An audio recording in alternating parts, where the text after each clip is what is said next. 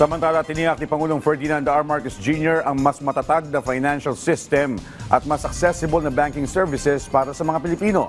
Binigyan din niya ng Pangulo sa kanyang pagdalo sa ika-150 anibersaryo ng isang international bank.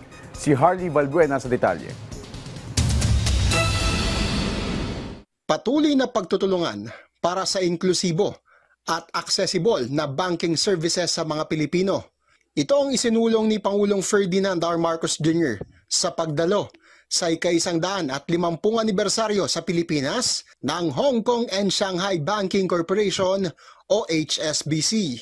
Sa kanyang talumpati, kinilala ng Pangulo ang mga naiambag ng nasabing bangko sa kalakalan at ekonomiya ng bansa sa nagdaang 1.5 siglo. In the years since, this institution has supported trade, infrastructure, enterprise, reinforcing the economic foundations that allow our people to build better lives.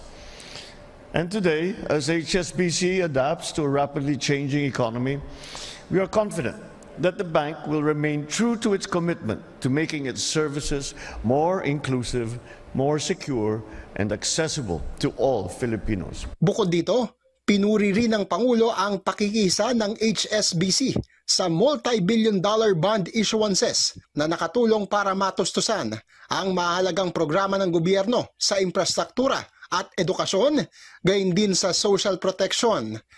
Dahil din sa pagpapababa ng borrowing cost o interes sa mga utang, mas naging kampante ang investors tungo sa long-term financial stability.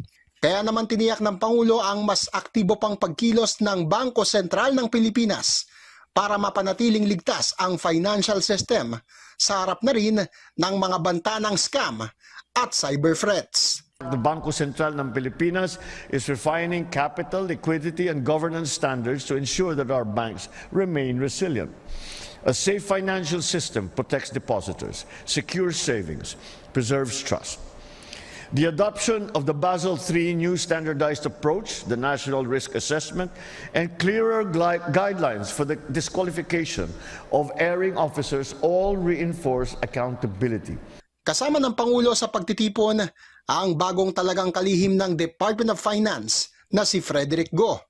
Samantala, nagpaabot naman ng suporta ang naturang International Bank sa chairmanship ng Pilipinas sa 2026 Association of Southeast Asian Nations o ASEAN Summit. And ASEAN today is the world's fastest growing trade bloc, having established free trade agreements with a number of countries outside the grouping and with more to come. HSBC looks forward to working with our partners in the country as the Philippines prepares to take on the 2026 chairmanship of ASEAN under the powerful theme of Navigate Our Future Together. Harley Valbuena para sa Pambansang TV sa Bagong Pilipinas.